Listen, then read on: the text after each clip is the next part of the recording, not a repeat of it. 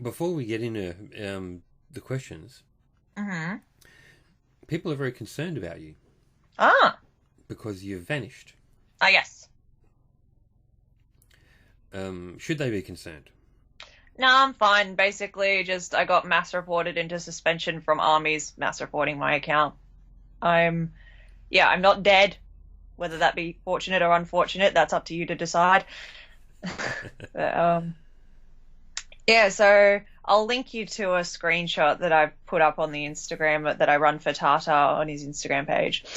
But basically, I'll show you the screenshots of the tweets that they reported me for, and it's honestly quite hilarious that I was suspended from that. But like one of them is me saying like, oh, if the Game of Thrones writers try to establish a threat level for Cersei by killing off Arya, then I'm gonna kill them.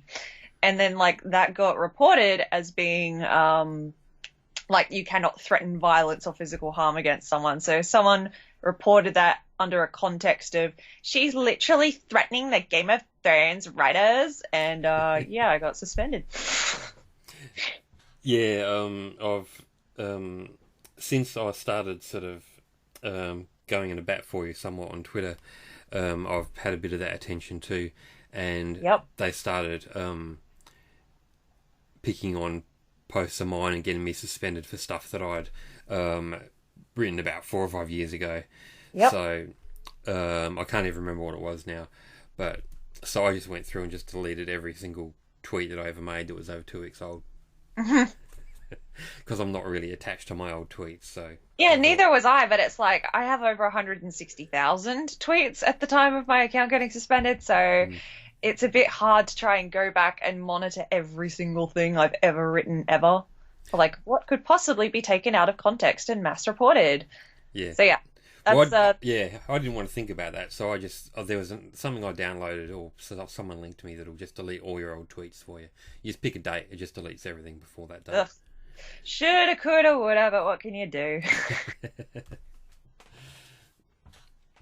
Well, I'm glad that you're feeling all right and Yeah. things are good. I mean, like, I wasn't super attached to my account. It was basically like I created it back in 2010. So, like, that's an idea on how fucking old I am. Um, yeah, it's just, it's very funny that it's like, armies are like, oh, she exists only to hate BTS. I'm like, no, mate, this account's existed long before they debuted, like 3 years before they even debuted. So, yeah, it's like no one can pull their head out of their ass and realize the world doesn't revolve around them. Yeah, I think a lot of those people are so used to creating accounts of their own for Hmm. that reason, or for Hmm. voting accounts Yeah. or side accounts or whatever, and then they're all doing it for BTS. So the Mm. idea that someone else might have opinion, but might actually not have that as their primary concern might be a bit shocking Mhm. to them. Oh yeah, it's like also back on to like what you were saying before of like people concerned, whatever. If people who are following you are interested in following my account, you can recommend them to me. Like you can say, oh, this person's interested in following you, and like give me their account. And I'll be like, yay, or otherwise no, because yeah, it's like right now I'm running a private account, Hmm. and I'm quite content with that. I'm not really like I say, I'm old and I've got better things to do with my life than argue with like 13-year-olds, or even worse, Republican moms who are like taken to standing BTS. They're just Yes, like. yes, Yeah, yes. fuck that. Like, Uh, I don't give Trump supporters the time of day in my real life, and I'm not about to start doing it on the internet now. why do you think that she is evading any sort of flack from BTS fans? Miss Beatrice, because she's a voting account, so she encourages everyone to vote, so therefore she's good and good for the fandom. So it's like, I mean, you could easily just see by their recent Saudi Arabia concert, we don't actually care about human rights or genocide or locking kids up in cages or anything, with a moral compass. It's just whether you're associated with BTS or not. So Yep. who gives a shit that Miss Beatrice underscore 81 is a Donald Trump supporter and voted for Trump in the last election?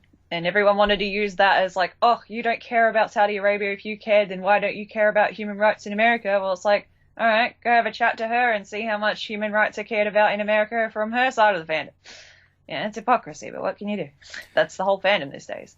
She probably thinks that she's doing a lovely job by Oh, she absolutely does. Yeah.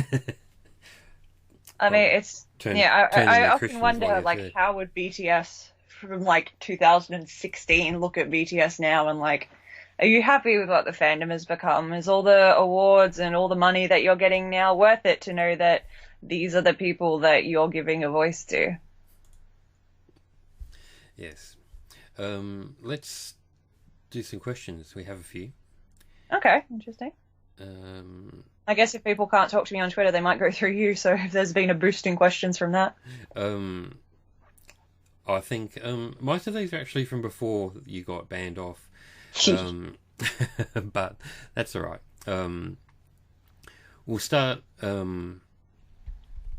the BTS related ones first, just because we seem to have landed on that topic. Yeah. Here's one that's topical. I know AustralianSana always says stan idols, not companies. Yes. Especially considering the BTS Saudi concert, and I 100% agree. Question is, how? If I spend money on the groups that I like or promote them to others, yes, it obviously helps them, but then it primarily helps the companies. Kpopalypse had that post on this issue where the conclusion everything with both fans and idols are getting fucked over. But is that seriously all there is to it? Can I ever enjoy the music and the artist without crushing guilt? Yeah, it's all about cognitive dissonance. It's like, how much are you able to separate yourself from the problems that you find that you have an issue with on a moral basis?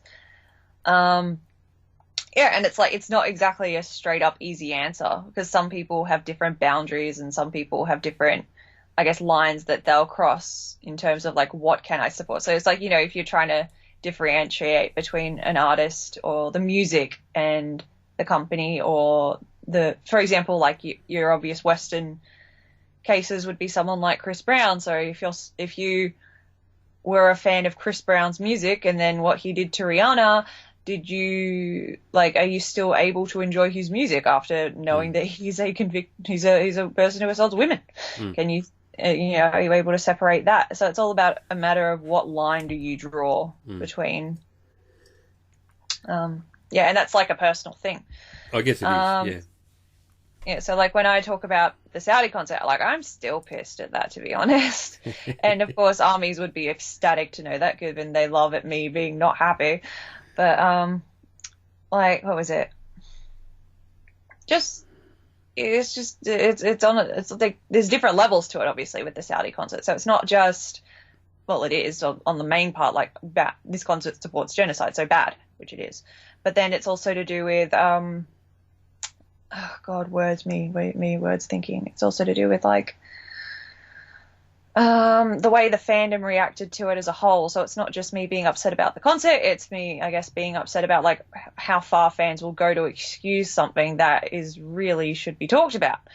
And then it's like, what is the most important part of an idol to you as a fan? Is it the actual experience that you're having in terms of engaging with the content and the other people in the fandom? Because if you're going to go with the BTS example, then if the fandom was what I was enjoying BTS for, then I would have woofed years ago. But for me, it was always about the music. And then nowadays, what I get the shits with is how many Western people are being brought in as co-writers on their music, to the point where Yoongi, who's always been a fantastic producer for the group, it's like one of the main reasons he was recruited for the company. And if you look at their last album, which was Persona, he doesn't really have any production credits. He's got lyric credits, and this is something that armies do not know the difference between on a regular basis. They can't tell the difference between a writing credit and a production credit. And like, again, I can go into so many rants. I feel like I'm going to get very distracted today. I'm sorry. It's okay. Yeah, so for me, I'm getting the shits with how little credit Yoongi has been given over the last few years. It's been diminishing with each comeback. It gets less and less and less. And I'm almost at like my personal little breaking point is like, I wonder like how much less credit he can possibly get before I just get the shits and go, I'm sick of standing the chain smokers when I'm here to stand BTS. So yeah, it's different lines, different boundaries, different tastes. Is it personal in terms of like, are you attached to the idol? Is it personal in terms of, are you attached to the fandom space that you're in, or are you here for the musical content? And then if the music's good, does it matter who writes it, or are you standing this group because you believe that they write it and therefore you made a connection to them based on that? So yada yada yada, a lot of different things. Well, obviously it's more than just the music for you, because if it was only the music, then Saudi Arabia would be neither here nor there. I feel like I've got that same boundary with any musical artist, because it's like, what that concert for anyone. Like, to use a completely different example, but to show the same relevance, I have been a fan of wrestling for a very long time. And it's not just WWE. I've got a friend of mine who's a fan of New Japan, and I recently got introduced to AEW, I believe, or AOW. It's a new league or new division that kind of just started up very recently, run by Cody Rhodes, one of the guys who used to be in the WWE. He started it with a couple of other people. I don't know names off the top of my head, but to run a very, very long story short, there, WWE went to Saudi Arabia for their show, and it's had huge backlash in the wrestling community. Like, they obviously got paid a fucking shitload of money to do it, but it's messed up a lot of their fan base. It's messed up the sales of their arena shows that they do every single week. Apparently, because I was speaking to my friend about this as well, they went from selling out SmackDown pretty much every week to now selling around 6,000, when I think the capacity is about 10. Yep.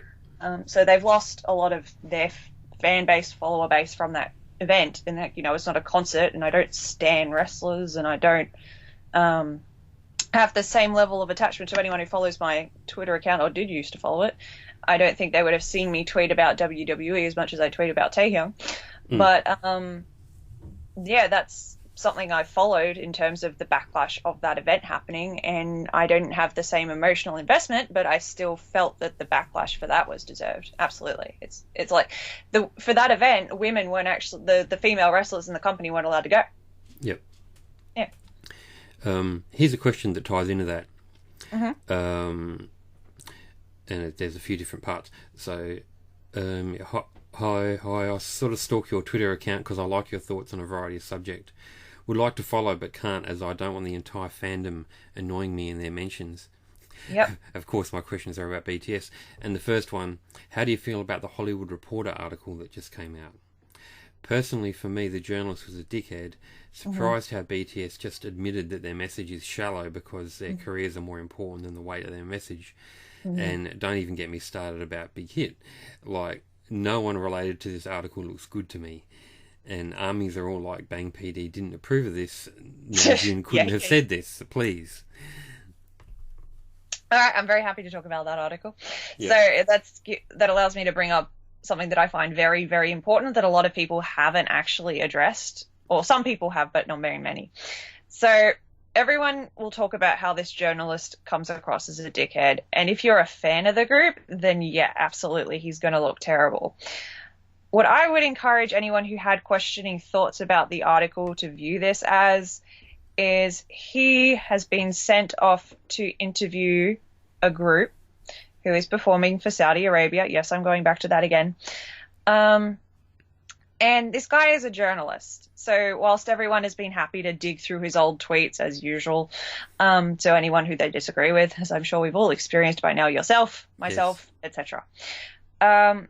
So, a couple, 10 years ago, he said the N-word, something like that. So yeah, obviously I don't approve of that. I don't think, but again, words. Hopefully this is not one that you're doing as a podcast, because me and words today, not happening. Oh, I can remember things, it's all right. Yeah, so basically he was sent to do this interview at the request of Big Hit probably, but something that people aren't really getting is he was sent, he's basically going and interviewing people who are performing at the request of a genocidal regime who murdered a journalist, Khashoggi, as anybody who's done research into Saudi Arabia should know. So with Khashoggi, the day that this interview came out, was also the 1-year anniversary on the day of Khashoggi being murdered at a Saudi Arabian embassy. And to the journalist who would have been going to interview them, he's basically sitting in front of a boy band who basically would say, like, not in those exact words, but in principle, that I would see you murdered, or I would support the regime that had you murdered if it meant money and furthering my own career. And if you're speaking to someone like that, you're not going to be reviewing them favorably afterwards. Sure. So that's essentially the viewpoint that I've kind of taken. Whether I like him as a person, I don't. Whether I know much about him beyond that interview and what the fandom's also gone up and dug up about him, I haven't. Like, I don't know much about this guy. I know what he said in the past was bad. I don't condone what he said in the past. But I also am able to look at this and see why he would write something in such a negative way. Because if I wasn't a BTS fan and I was put in that position and sent to interview someone who I knew was advocating for the Saudi Arabian government, and whilst everyone wants to dig their head in the sand and say they're just going for their fans, they're just going for their fans, the GEA's organizer, who is also the kingdom's royal advisor, on his Twitter account was posting footage from the concert. One of the tweets that he posted was actually footage from Shizuoka in Japan. So he was falsely claiming Shizuoka's sold-out stadium as being in Riyadh. That's political propaganda. Like, there's no other way of putting that. So whilst everyone might want to pretend that it was just for the fans, the fact that it was invited by the government and the fact that the government invited them, then started using the footage of other concerts and BTS's name as propaganda for their country is a very, very bad thing. And you can dox people on Twitter and you can bully people on Twitter and you can cry on Twitter all you want. But the reality is that's a negative thing that's going to stain BTS for a very long time now. Well, it certainly makes it hard to take their UNICEF stuff very seriously, doesn't it? It's interesting. Someone posted something on Twitter of some of a bus that was hit by a bomb in Yemen. Yep. And there was just like a whole bunch of backpacks on the ground, yep, and a bunch of blood, and all the backpacks had the UNICEF logo. Yep. And that just sort of drives it home. And I'm pretty sure that backpack post, and that would have been done, is, like, I remember that tweet, so whether it was that specific one, but I've also seen that image used for a couple of other things too. Basically, UNICEF was talking about the donations that Saudi Arabia had made for Yemen, and it was like, maybe if you weren't bombing the country, you wouldn't have to donate aid to them. Yeah, so yes. I've seen that around. We'll move on to something a little bit related. Sure. Hi, thanks for opening this box. I'm curious to hear your thoughts on the correlation between fandom collective hive mind and populism. Also, please discuss the issue of PR wokeness among the industry and its effects. Lastly, allow me to thank you for your constant efforts. You guys are out there in the trenches, and I'm absolutely delighted to read your corrosive cunty responses every time.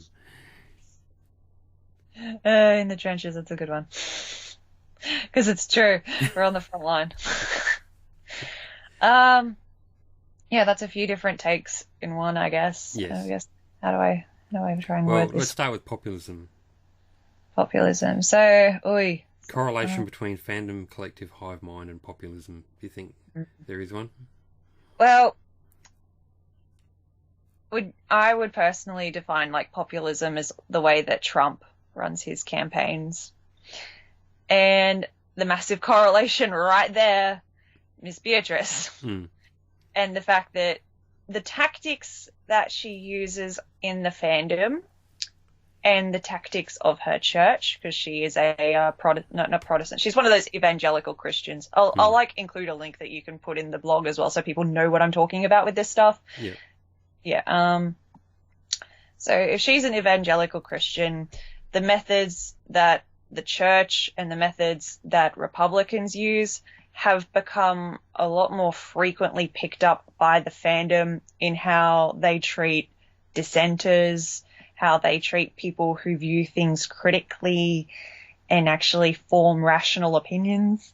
There's a really, really good tweet that I know a friend of mine posted, and it was basically like, so Ms. B wrote a tweet saying along the lines of, I always welcome criticism and no person is ever ever above being questioned, so make sure to always look for other opinions than the one that you agree with.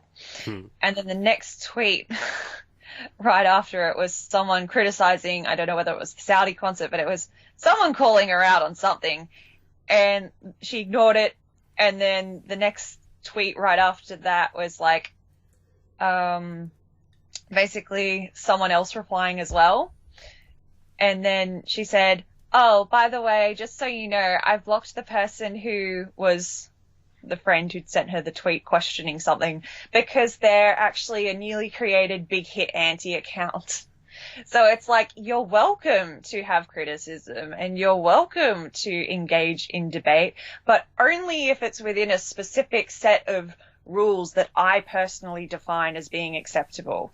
And you start looking at things like, for example, churches, and they'll allow you to have question time and ask them about their God and their religion. But then if you start asking them like the hard questions, like, say, why do you have so many pedophiles being protected by your church? Then it's, they don't want to answer that. Yes. Well, that's all true, but at the same time, I've had to block a lot of accounts lately myself. So, yeah. Is there, are we above this on our end? Interesting. That is a good point. So on my defense and on your defense possibly, the way that I look at it is there's a difference between valid criticism and then mass harassment. So if we were to logically have to try and explain ourselves to every single person who came into our mentions wanting to have, like, if we were to have a rational debate, putting that in quotation marks, with every person who came into our mentions, it would time-wise be impossible. Because, like, a single conversation alone with one person can take hours. Yeah. Pardon me, hiccuping. And then if you multiply that on a mass scale, depending on how many people that you get, I know that I've had at least thousands. So you're talking about thousands of hours, which is just impossible. And a lot of that time you'd also be repeating the exact same thing you'd already told someone else. And I know the vast majority of times that I have tried to reason with people, they don't listen. So you're talking about hours and hours of waste on hours and hours of harassment that is just really not the same kind of thing as, hey, going to Saudi Arabia is bad, here are the reasons why, here is CNN, here is a list of valid sources that is peer-reviewed journalism, versus, you're a cunt, I want you to die, get off Twitter, stay away from Taeyong, you're an ugly hag, you're old. So, like, I feel there is a bit of a difference there. Sure. Just a little. Yeah, and I mean, the other thing as well is if you write a blog about it, they won't read it. No, I did. Like, I mean, I wrote about my blog because you've debunked everything that's been levelled against you, but nobody reads it because they don't want to, and they continue to ask the questions. So in that way, it seems like, you know, I had a whole ton of people saying to me, you know, oh, but doesn't she bully as well and stuff like that? And it's like, yeah, whatever. It's the arguments are in bad faith, so that's why I haven't engaged with them. Speaking of that kind of thing, like the biggest reason because there's obviously many, but one of the biggest reasons I've seen used against me in terms of the blog is they think it's monetized and that I'm making money. I'm like, no, it's not. But again, logic doesn't exist. So it's like they think you think I'm going to take the time to go and read your blog so you can profit off this? And I'm like, well, no, because it's not monetized. I'm not making any profit out of any of this at all. I mean, if I was going to make profit off being a fucking Twitter account, the last place I'd be doing it is on BTS Stan Twitter. And then, like, the other side of things as well is if I wanted profit off this fandom, it wouldn't fucking be that hard. All you'd have to do is basically pretend that you're one of those BTS Pop Stan accounts. And then, like, they flock to those people like sheep. It's embarrassing. So yeah, like when my Tata account blew up last year, and I've mentioned this in the blog, funnily enough, like if I really, really did hate these, like if I really, really wanted to use my platform to launch myself into being clout or whatever the fuck it is, those words that these kids these days are using. All I would have had to have done is deactivate my personal account, which at the time was AustralianSana, and then either make an entirely new account that was just pure positivity and BTS pop only, or have no account at all. So that way, like, the only account that I had was the Tata one. And that would have been so easy, because, like, I can activate and deactivate my account whenever I fucking want. But, no, I didn't want to do that. I didn't want to basically cater to these kind of people and the way that they behave and the way that they treat other people. I just never had any interest in that. So it's not hard to appeal to them. It's just you got to completely lack a conscience. Yeah. Mm-hmm. Let's move on to the second part of that person's question, which is the issue of PR wokeness among the industry. Oh, God. I don't know if I'm even answering this correctly, but speaking of, like... It's not even really a question. Yeah. It's like, speaking of, like, what's being woke and stuff like that, I know that... how do I put it again? It's something that frustrates me a lot. A lot of the time in arguments and debates, etc., something that I find extremely frustrating is the way that the fandom has basically co-opted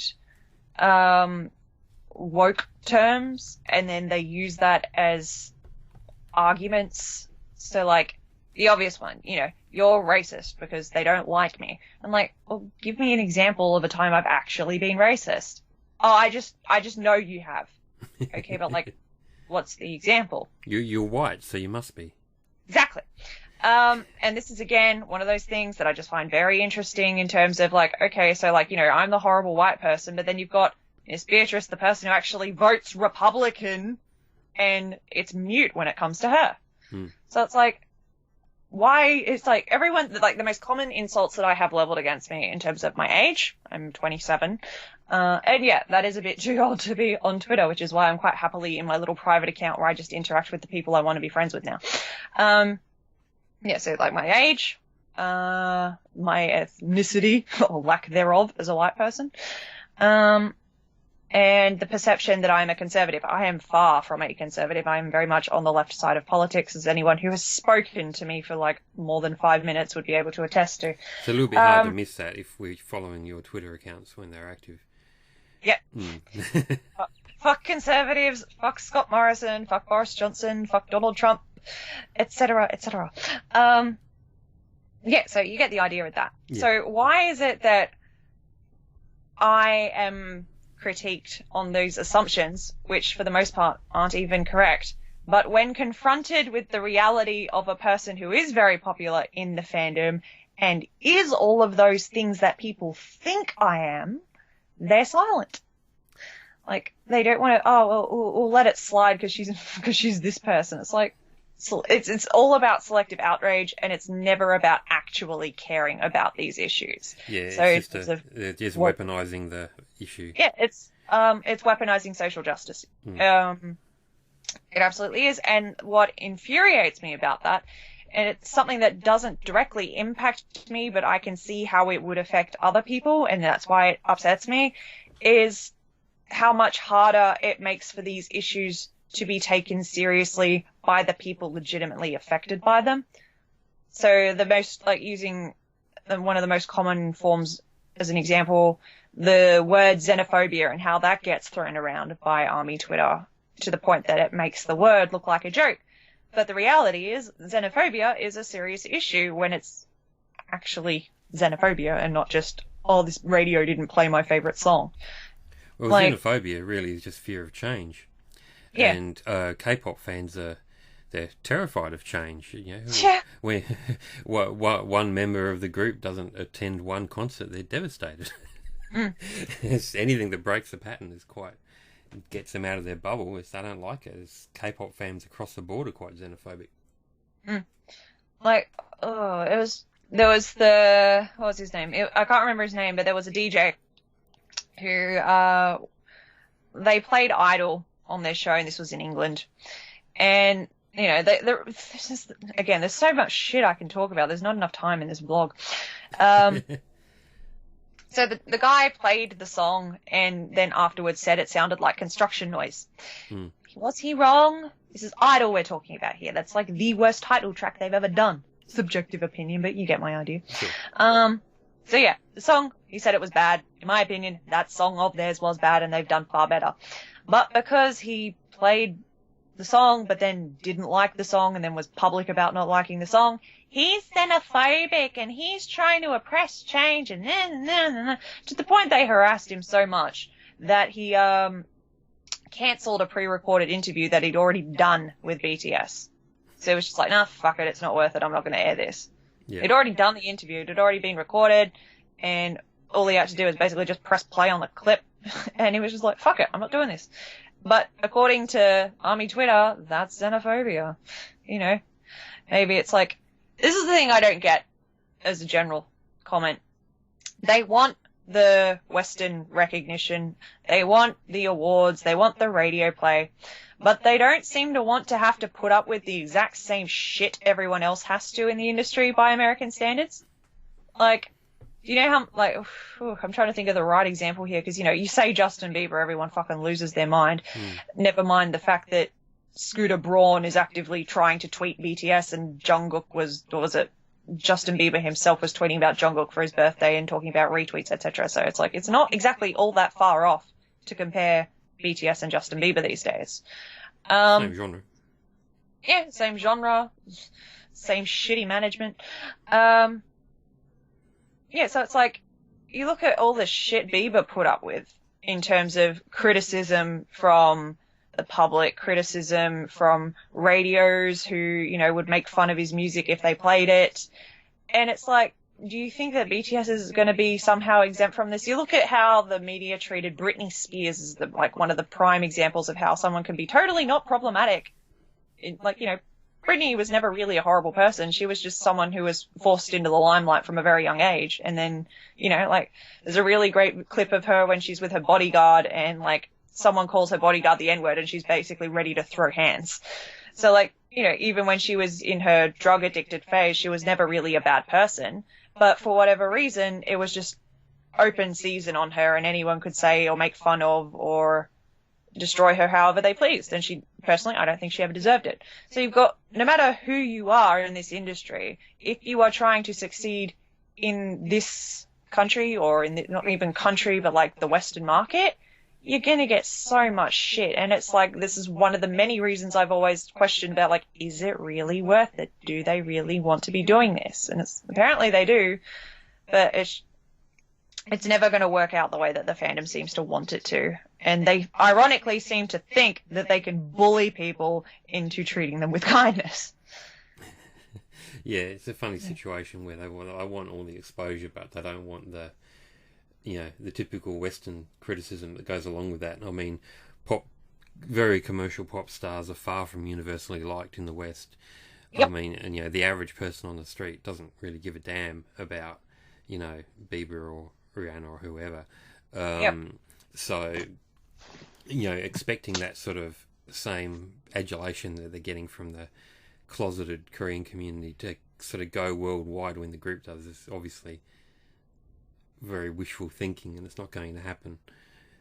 No, and then, like, you look at, they're very selective with the type of logic that they like to use as well. So, for example, whenever you talk about, like, BTS are K-pop, and they're like, no, they're not, they're BTS pop. Just because I listen to Lady Gaga doesn't automatically mean that I have to listen to Beyonce because they're under the same label. If they are, I'm just using two names off the top of my head.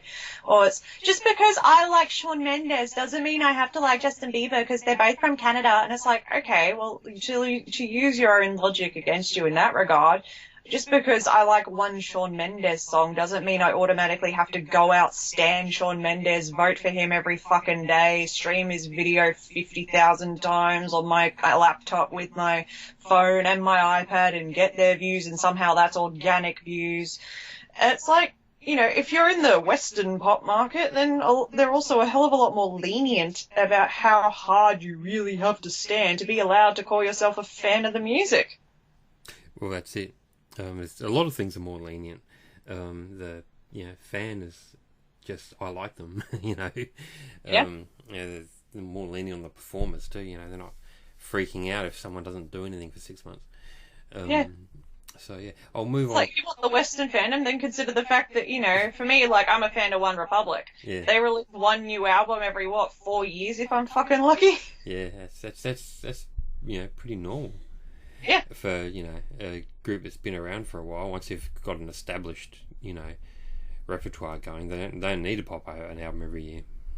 Yeah, like Ryan Tedder, he's off busy writing music for pretty much every single other person in the music industry except his own group these days. Although he does have, like, singles. I think he said something last time that they put out an album that, like, he doesn't want to do albums anymore because of the stress involved with touring and promotion and whatever. And it's like, I guess if you're that rich, you don't really have to.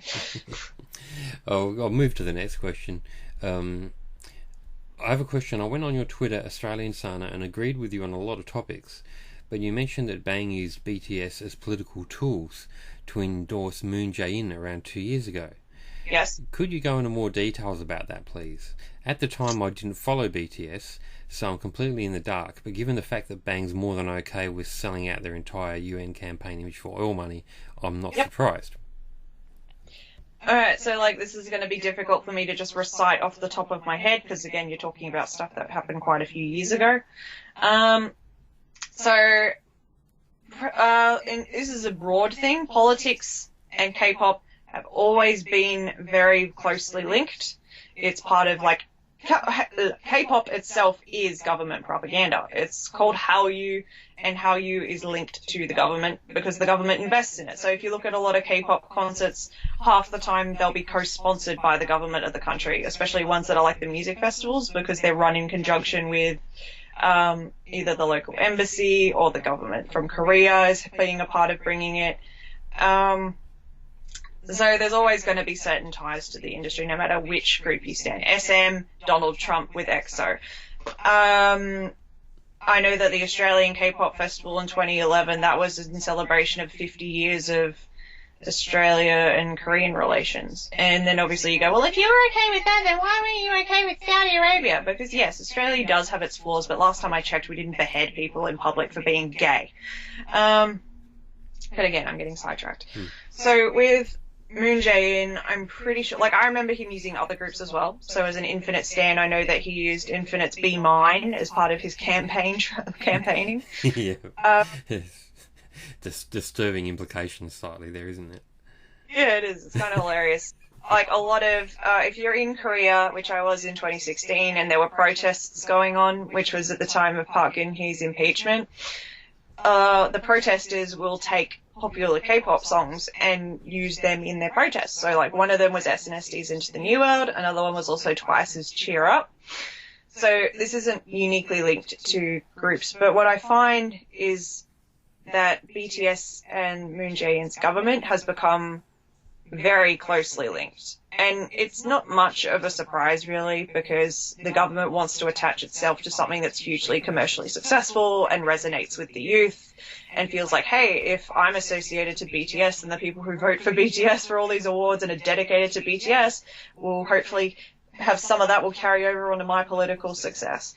So with Jae-in, I know that they've done a lot of presidential awards. Like, when BTS got #1 on Billboard, the president tweeted something that was like a congratulations letter. And there was some presidential award he gave them where they were also awarded Rolex watches or some other, like, fancy type of watch that was a gift from the president. And yeah, it's like, if it's pretty much a quick Google search. Like, I'll send you some links that you can include in the blog because I did it a little while ago. There's heaps of things over the last few years where basically they've just become associated where supporting the government.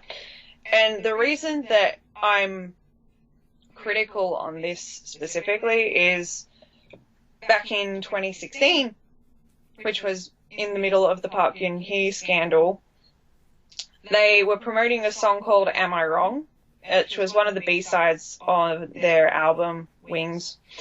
And the reason, like, that was quite a big deal as an observer, because this was done in the middle of presidential protesting, which was like when people were taking to the streets pretty much every week to try and protest for the president to be impeached. So this was before the actual impeachment happened. And it was quite widely known that Park Geun-hye was running a blacklist of celebrities or idols or actors or anyone who was essentially speaking out against her. So if you were on that blacklist, it was obviously going to be pretty detrimental to your career. So that's a pretty big risk to come out and promote a song like that in the middle of everything that was happening. And if you look at the lyrics of the song, it's like, am I wrong? It's all about, like, the world's gone crazy, literally the opening line of the song. Everyone's so apathetic to what's around them. Politics is corrupt. The world is a horrible place. Mood. So yeah, that type of song, it was very overtly critical of institutions, governments, politics, etc., etc. And then to go from that, in that time, to now happily being used by the government and the president and, you know, especially now with the Saudi concert, it's just like, it's essentially a slap in the face to everything they used to stand for. They might see it as not that, as because it's now, because I mean, if they're linked with Moon Jae-in, now that he's got in, of course it's going to be more positive, right? Yeah. See, like, we were against the corrupt conservative, now we're just against now we're with the corrupt liberal. They're still against the corrupt conservative, they're just corrupt on the other side as well. Exactly. Like, yeah, it's like... So it's not a contradiction, you see. Of course, all the people who are supporting this have no knowledge of politics in Korea. They wouldn't even be able to tell you who the president is. They just think it's a great thing that the president likes BTS. Next one. Talk about how journalists use their platform as K-pop stans and being fed with clouts given by the fandom and think they are celebrities themselves. Ha! Well, it's, you know, how good or bad is this trend, and also possibilities that they are being paid by anybody. Okay, so how good or bad? Absolutely shit for the integrity of any journalism that ever existed, if it ever did. Well, music journalism's, you know, the bar for integrity is not that high. Nah, basically from speaking to other, like, from my own experiences of when I did a couple of concerts and press, and then from speaking to the people who then went on to actually do it for a living, you're basically just a PR machine that you copy and paste the email that they send out to you, and yeah, so investigative journalism is dead. So the huge example that I can give that you could probably be able to go onto her profile and screenshot whatever tweets that you like. Jaeha, who is Go Away with Jay, I'll link you her at. So when that concert happened with Saudi Arabia, completely mute, had no criticism for it, was not talking about how it was directly related to an $8.3 billion deal between the Korean government and the Saudi Arabian kingdom, which was to do with oil and car production. And then very funnily enough, right after that, the concert got announced a couple of weeks later, so it's obviously very related. Korea gets money and business for their cars, and then Saudi gets government propaganda of like super highly influential artists to make their country not look like it's a genocidal regime. Yeah, so Jaeha was absolutely silent when it came to that. I know because I personally tweeted her to try to get her to, you know, speak up about it, at least write an article on the fact that it's government related. Mute. The Korean Herald, that's another one that everyone likes to use, or K-pop Herald, Korean Herald. Yep. They're also another one that actually went to the concert. Yep. So sure as hell they're not going to be talking about it if they were personally invited to go and tweet, like, and make tweets about how great it was and BTS is making history. Yeah, the reason they're making history is no one else wants to fucking go. It's like, it's pretty easy to be the first artist to sell out, cough, they didn't actually sell it out, cough, a stadium when no one else is fucking performing in the country. Yep. I could be the first person to go and perform in Antarctica if I really wanted to. It's not that hard. But, I'm quite aware of the fact that nobody else seems to want to go down and perform in Antarctica. Obviously, completely different reasons there, but you get the gist of what I'm saying. Yeah, so she is morally bankrupt. And then yesterday, for whatever reason, like, it got retweeted in my feed. I've got her blocked, but people were quoting, like, you know, quote retweeting her into my feed, like, what the hell are you doing? And I was like, oh shit, what's she doing now? She basically, and it's still going today, so over 24 hours later, is replying to people in her mentions, doing little clapbacks, and it's like, you know, like that really, really lame, petty attempts that armies seem to think is like the most savage drag ever. But it's like, no, you're ugly. Ha! Ended you. Yeah, the worst one that I saw was basically a friend of mine quoted her and was like, something like, oh, you're a stupid hag, why didn't you comment about the Saudi concert, but you can talk about this? Because, yeah, what was it? So like, again, super sidetracked. So the reason that she started getting, I guess, all these people in her mentions was one of her other friends wrote an article about Super M apparently cheating to get on Billboard, despite the fact that Billboard had come out with their own clarification post that went into specific detail on why their number one was legitimate. It was just, you know, it was like bulk orders and shit, but they'd done it in the correct ways to boost the sales. So whether you like it or not, Billboard is saying it is legitimate by their own chart. So one of the Korean Herald writers wrote about it, and they're like, this isn't good, and this is corrupt, and I've got sources who say to me that this is bad, and then like, okay, well, name your sources, give us proof of your sources. You don't have to actually like put a name, but like, you know, blur the name and show us the emails. And like, no evidence, nothing to back it up, just take my word for it because I'm a journalist and I say so. And she replies to him like, yes, like that was such a great article. And then everyone kind of was like, no, the article was shit, what the fuck are you talking about? And then anybody who came at her, she started like quote retweeting like, look at all the bullying that I have to put up with. And the worst one, as I kind of got back to before, was my friend, something along the lines like, he specifically said the word hag, so that set her off. And she was like, you know, the only thing worse than being a hag is looking like this. And she screenshotted a selfie that he'd uploaded on his personal page. So she would have had to have gone through his Twitter, scrolled through his account to find when he'd posted that selfie because it was over a day old. So essentially this is a grown-ass woman who is advocating for doxing people who dare to criticize her. And, you know, he made a couple of other tweets afterwards. She was like, oh, love all these death threats I'm getting because this woman posted my selfie. And, like, all the people calling him ugly. There were people calling him ugly, people calling, like, you know, saying, oh, go die, whatever. As armies moving the way armies move.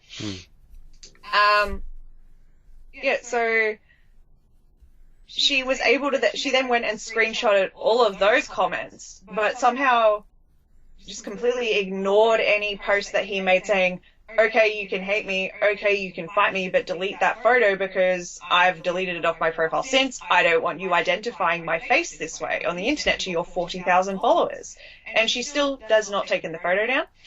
And for whatever reason, he actually got suspended. His account got suspended with his 50 followers. And I messaged him as soon as I realized. I was like, dude, you got suspended? What happened? He was like, literally nothing. There was no tweet that was reported that actually got him suspended. It was just armies mass reported him. He was gone. So that's the way this fandom moves. And that's the way that journalists are rigging it and benefiting from it. And like, it's quite, you know, sad to see that. Like, grown ass women, like older than I am, like double my age, who are relying on either idiot Republicans or other fellow sad grown-ass women or impressionable kids to do all their bullying for them so then they can profit by releasing a book or writing articles and trying to get themselves closer to BTS so that they can get paid for that association and profit.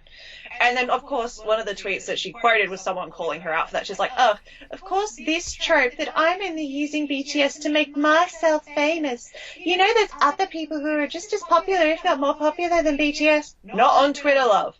Not on Twitter. Name me one artist who has the huge active, keyword in that is active, follower base that BTS does. No one. Like, if anybody else gets 1 million likes on a tweet, it's a viral tweet. If BTS does it, it's a Tuesday. Yeah.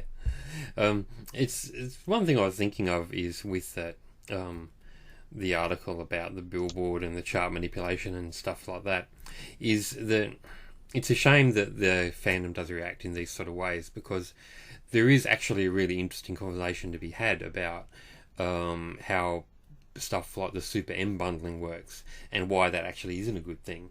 But you can't really have that conversation because everyone's going to sort of go all one way or all the other way. They're going to pick their side and then just going to start throwing stones at each other, which is not really the point of why I would want to have a conversation like that. I mean, bundling has been a big issue for Western artists lately, where what they'll do is they'll sell the album along with a ticket for a concert. Yep. And that's how BTS, funnily enough, did that. And all sorts of people are doing it, It's becoming more and more popular. But what a lot of people don't know about bundling is that the artists pay for that sale out of their own pocket. It's not... basically what will happen is, in the West anyway, and I'm not sure how the Korean deal differs, but with Western artists that have been offered bundles, what happened is that they'll be told, okay, you need to forfeit X amount of dollars off every sale of this album if it goes with the concert. So effectively, the band's paying it, they're losing all those sales. Because the band or the artist has to pay for the album. So it's a bit like those scam concerts that people run for Battle of the Bands, where they sell you your own tickets and then you've got to go and sell them to somebody else. So what that means is that if a Western band tours all around America and they sell maybe 1 million tickets in a huge concert tour, then they've actually they've actually had to pay for 1 million copies of their own album. So it's a really bad deal. And, knowing the Korean industry to only a very limited extent, but enough extent to know that people get ripped off, I doubt that they have it any fairer than the Western artists do. No, I mean, given that K-pop is essentially like the poster child for ripping off their artists. That's right. So what I'm saying is that it's a much bigger conversation than BTS versus Super M. But you can't talk to anybody about that, really, if they're part of those fandoms, because they just want to find something to throw at the other side. Yeah, I can absolutely see and agree with that. Now, before we go, you wanted to talk about Lovelyz doing Brown Eyed Girl's Sixth Sense. Yes, I did. So, I was like, I'd heard about it on Twitter for a while, like in terms of apparently you got a shitload of backlash, and I was like, oh, I haven't had time to watch Queendom. I actually like quite a lot of the groups that are on it, so I would obviously like to watch it a bit more. I'm just lazy, busy, tired, etc. combination. So I finally checked out the performance today, and because I'd heard so many negative things about Lovelyz's performance, I was expecting, like, did they screw up a high note, or did they, like, just do a really terrible remix of it? And, like, I listened to the song, and it was totally fine. I thought it was good. So I'm like, what the hell was so bad about this to get all this backlash? And, like, if you go online and you look at the YouTube cover, the YouTube official upload from Mnet, it's got, like, 4-point-something million views, and I have to do it, like, I'm literally on my phone right now. I'm going to Google what the YouTube views of a Lovelyz music video are, because I feel like 4.7 million isn't that much less than what, say, Destiny would have. Let's have a look. Destiny, Lovelyz. Because Lovelyz are, like, not unpopular, but they're not super popular either. So, like, on the Woolim channel for Destiny, it has 6.4 million views. On the Wonder K, the dance version on Wonder K has, like, 325,000. So, yeah, they're not, like, a huge group the way that, say, Twice or Blackpink are in terms of YouTube views. So, for when a music video of theirs has 6.4 million views and a cover performance on an Mnet show has over 4 million, you're like, that's a lot of attention on them. And then you look at the ratio of the likes to dislikes. On the plus side, the likes do outweigh the dislikes. It's, last time I checked, 51,000 likes to 17,000 dislikes. But even then, that's surprising because, the reactions, you have to log into your account and then make the effort to actually press the dislike button. So for the ratio of every person who was I guess, moved emotionally enough to want to put a reaction on the video, 1 out of every 3 people really didn't like this song. And I was just like, what? I just can't understand, like, what part of that was so dislikable to that extent. Like, I had a chat with one of my friends, because, like, I tweeted about this and she replied to me. And she was like, yeah, the cover wasn't bad, but it also was a bit too close to the original, to the point that it was so close everyone couldn't help but then compare them to the original cover, and therefore, because they were the original artist, Brown Eyed Girls will always be superior to them.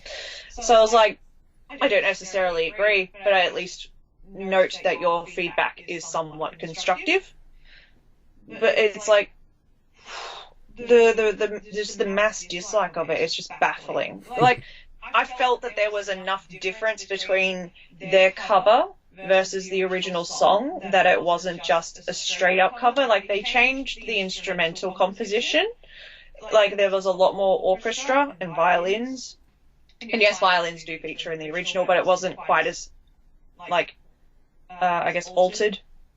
It was a lot lighter with the use of the violin. I'm not someone who knows music production, obviously, so it's hard for me to put it into words. Sure. Yeah, like, the instrumental had a certain element of Lovelyz flavour to it. The choreography, same kind of deal. Kay's vocals, I thought, were really, really good. She hits the high note and she hits it live and she does a fantastic job. And then I think the other members were also hitting high notes as well. Like, Sujong was hitting her high notes. Baby Soul was hitting high notes. Jin, or Myungin, Jin's her stage name, she was hitting high notes as well. So you got 4 out of 8 members hitting high notes in this group. And then the ones who aren't quite that competent, in terms of, like, they're all still decent singers, they just can't hit a high note that octave range, which is normal. So, like, no one missed a note. All the dance steps were good. It was just like it just seems so disproportionate. So yeah, I guess I just wanted to vent about that, like, justice for Lovelyz. I'll tell you what I think is going on there. And I think there's a couple of things. Firstly, I think obviously there's a bit of people see an opinion and they start hearing things in a way that they otherwise wouldn't have heard it. So there's confirmation bias happening. But, absolutely, that happens to my account on a daily basis. Yes, but personally, AustralianSana is ugly. We're going to show screenshots of her all the time on the same, like, worst expression that she could possibly have pulled. Yes. So therefore, AustralianSana is ugly. Oh yeah, I've got that image burned into my mind. I've seen it linked so many times. I'm hideous. Yeah, I've got worse angles than you, trust me. But the other thing is, and I'll say this as someone, look, honestly, I don't even like the original song. Yeah. And I'm not all that sold on Lovely's version either. I don't actually think it's significantly better or worse. Yeah. But I think the reason why people are sort of subconsciously thinking, oh, it's not as good, is actually because of the actual way that it's been recorded and reproduced on the TV show. If you go and bring up the original Brown Eyed Girls' Sixth Sense, the backing track's actually quite loud compared to the vocals. Whereas the Lovelyz stage, the girls their voices are much higher in volume, and the backing track's actually fairly low. And I think that really just has the effect of making it not seem as powerful, because you don't have this driving beat behind it quite as much. Interesting. And that's obviously got nothing to do with the way the girls performed it, and that's just purely a audio engineering issue. Yeah. But I think that's really playing a lot into people's perceptions of the Lovelyz one being weaker. If you boosted the backup track so it was around about the same level as the original relative to the voice, I think people would probably go, well, they're pretty much the same. One's as good as the other. That would be interesting as well. And, like, if you watch the video, Sujong says the reason that they picked the song was so that they could show off the fact that they're a vocal group. And then by doing that with the audio and layering it so that their vocals are much louder, that really backs up her point that, hey, we can sing these notes in this song and we can do it live. Yeah, and I think that's a double-edged sword, because on the one hand, well, yes, they did prove that they could sing, but by having the backing track kind of soft, you're losing the real sort of raw stomping sort of feel of the song that it's trying to get across.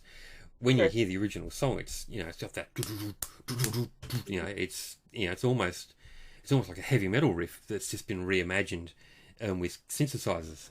And so it's got that real driving element, and you lose a lot of that. And so it's I think it's this typical thing where people think everything's so much all about the voice when the vocals are really not as important in the grand scheme as I think a lot of people think. I mean, that's a good analysis of it. It gives me something else to think about. Well, listen to it with that in mind anyway. It's that really jumped out at me as soon as I heard the Lovelyz version. I'm like, why? It's like, why is the backing track all way in the background? It's like, for a song which is supposed to be a driving, stomping sort of song, and that's why people like it. Why push that element to the back and just have the singing up the front? And I guess you've answered that question. It's because they wanted to show that they could do it. But being able to technically do something and being able to convey the feel of the original are two slightly different things. Yeah, it's definitely valid. I'll definitely give that credit. I think and then the other side of things as well is Lovelyz have unfortunately always been a very easy group for people to pick on because of the history of Soji Soo and the way that she was treated, which is, a horrible thing that she had to deal with. And it's, not to bring up Sully's passing in vain or as something to make light of it, it's just the way that Jisoo was treated by people. It makes you really think of how close that she could have been to that situation, especially given she was hospitalized at one point back in the worst of it in 2014. Yep. Yeah, it's very horrible. And it's something that is still continuing to this day to impact the group, because I remember I went there in 2016, back when I was in Korea in 2016, and I mentioned to a friend of mine, I like Lovelyz, their group. And then she's like, isn't that the group with the rapist in it? And I was just like, no, she was proven innocent of that. And and I explained to her, the person who started the rumor was found, and they were some 30-year-old guy in a basement, that kind of horrible shit. It was definitely not true, but perception is reality to these people. And the people who aren't as invested in this group the way that me or other fans of them wouldn't have found out about the fact that she was innocent, because people don't like being told they're wrong, and that doesn't catch on the same way that a viral evil rumor does. Well, so it's something that is unfortunately now stuck tarnishing their whole career. And they're a fascinating group to see, as you often look at Wulim and Tableau as the main example of that, this is what happens when you throw a group out. So how dare you not stick with them during the hard times if you know that they're innocent, because you do stick with them in the hard times when they're innocent, and then no one believes you. So it's just it's a very horrible situation. Yeah, people tend to a rumor really has a lot of reach, and clarification of a rumor has a lot less reach a lot of the time, unfortunately. And that's something that I just find fascinating about Lovelyz as a whole group is the way that they've all supported Jisoo ever since that happened. Obviously you don't know what goes on behind closed doors, but I can nearly say with certainty that they don't resent her for anything, even though that it would have unfortunately impacted other careers, other members of the group's career. I've never ever seen them imply that they would have rathered she left when she could have. I really like the fact that when she rejoined the group, they called the mini album at the time Lovelyz 8, and that was kind of like a bit of a fuck you. We've picked our side. We're with Jisoo, so Yeah, I liked that. That's what cool. I mean. It's just they stick with her, and there's never been any implication from the members that, this is the company forcing us to stick with her. It looks like they genuinely do like her and want to support her. And I think part of that would also come from the fact that they'd recognize that it could have easily happened to any other member of the group and not just her. Yeah, well, I'm sure. Obviously things have to get approved by the company, and obviously the company's at least partly driving that decision. But it's, how whether the sentiment's coming from the girls or not, it's still cool. And even if it is purely from the company, or at least that's the company learning their lesson, perhaps, that maybe it's worthwhile sticking with people despite all the crap. Yeah. And if more companies learn that, then I think that's a good thing. Yeah. It's like I guess it's like one of those things in like in a dream world or a dream alternative universe. It's like I wish that Lovelyz do eventually get something amazing happen to them to just make up for all the shit that was that experience that still unfortunately has leftover impact. Well, that probably wraps it up. Yeah. I don't have anything else, so thanks once again for having a chat. All good. And yeah, I probably will make this a podcast because it's gone on so long. But if you want me to edit out anything, just let me know. Yeah, good luck trying to filter my ramblings. Yeah, I might not bother. That's okay. Thanks once again. Cool. All right. Bye. See ya.